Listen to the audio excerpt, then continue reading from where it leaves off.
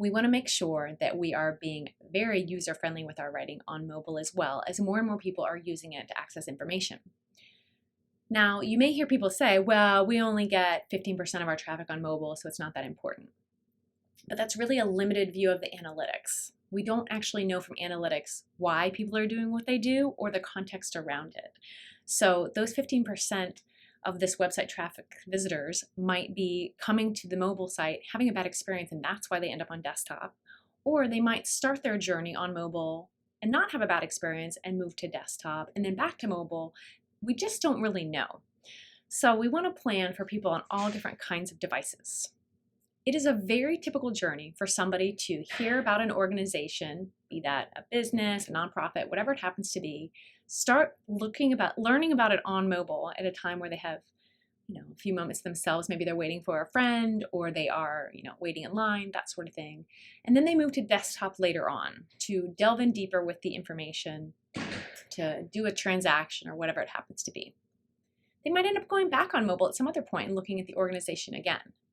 We just don't know, but we do know people use a lot of different devices for a lot of different reasons, and we want to make sure our writing works well on all of them. So here are some things to keep in mind. First off, treasure the space. It is extremely valuable on mobile, especially the area above the fold.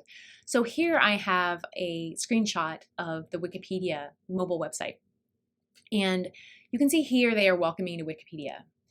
And we're in 2021, and we don't need to be welcoming anybody to our websites anymore. I think they're just trying to be friendly, but it actually just takes up about half an inch of space, and we would be better served by it just directly telling us like what Wikipedia is or what I can do here or really almost anything else. So really treasure your space and make sure that all the words you're choosing to use are impactful. I also want you to keep in mind that any kind of call to action where you're asking users to do something, in this case it's Sesame Workshop, they're asking people to donate. There's a cute picture of Grover there. You can see the donate button is up high enough that it doesn't disappear on mobile. We know from research that people do pay more attention to items that are higher up on the page. So we want to be careful, especially about what we put in that top third, top half of any page and how it's going to lay out on mobile. Making sure our CTAs, any kind of call to action, is up high enough so it doesn't disappear below the fold. We also need to keep in mind that now we've got various folds to consider. Here's the challenge is that it's one place on desktop, it's another one on a modern, maybe an iPhone, and it might be even higher up for an older phone. And as people who work with websites, we tend to have more recent technology. So you need to be sure to remember, hey, what is the right screen size? What are common screen sizes for people who are not like me, who maybe only have a mobile phone they're working with, or maybe have a laptop that's a few years old, or even 10 years old, We need to be mindful of these different kinds of folds and get the most important information up high so that it will be visible to everybody. The number one way you can improve your writing on your website, I think, is just to use less words. Get rid of those words that are unnecessary. No welcoming, no filler words, please. For titles, keeping in mind that they're going to be on both desktop, laptop, and mobile, tablet too, try to use 6 words or less. That will mean they probably won't be truncated on mobile, which is good. I want you to front load them with meaningful words. We've talked about this in another lesson, that it's important to, make sure you've got good words in the first few words of any kind of sentence or title, because we do in the West read left to right and tend to not read the whole line sometimes. You also need to title accurately on each page. So that means when I click on an item, say in navigation or a news story or whatever it happens to be, when I land on that item, I need to have some kind of title that confirms I did actually land at the right place. There's a number of reasons for this. First off is that sometimes people click on things without actually reading them or looking at them carefully. They need to orient where they are once they land. Other times, especially on mobile, we get distracted as we're moving around. So it's easy to get distracted from a page. You pull back to the page and you need to be able to see, oh yes, I'm on this page and this is what I'm doing. So looking at an example here, I have a website, the mobile site for the American Red Cross. If I clicked on the menu button up here on the right, I would then see these different options pop up. Eligibility requirements, let's click on that one.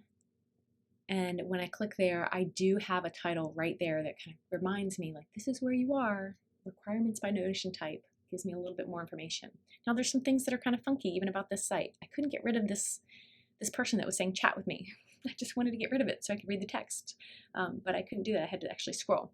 So, even well-funded websites sometimes have challenges.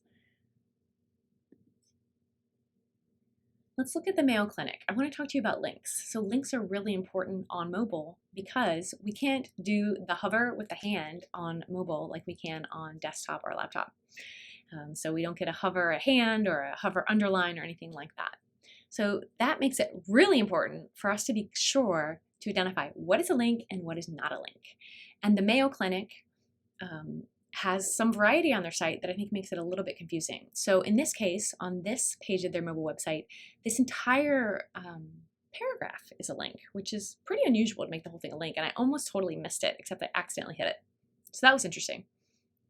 In another area of their website, I can see these are pretty clearly links, and I can see these different parts of the website. And then if I go over here, these links are a different color slightly, and they're underlined. And this time I have a breadcrumb. So, big organizations sometimes are stitching together different websites kind of behind the scenes. But to be a cohesive organization and to help people learn what is a link and what is not a link, you really want to have consistency. So I would say, Mayo Clinic, maybe just go with this great like blue with an underline. That should be good through all of your sites. And we also know that we don't need to be underlining entire paragraphs. That is overkill, and it's not what people expect links to do. So it would be easy for people to not understand, hey, that's a link. Oh, I thought it was just a paragraph. So just to sum up, use less words, value the space, because on mobile, there's not very much.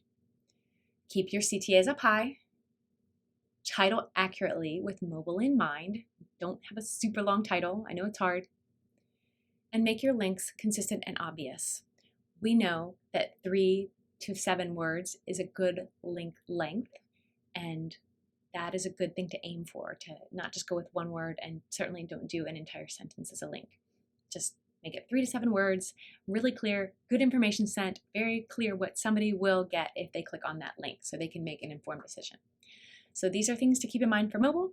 I hope this helps. I hope you will go make your website look awesome on mobile now.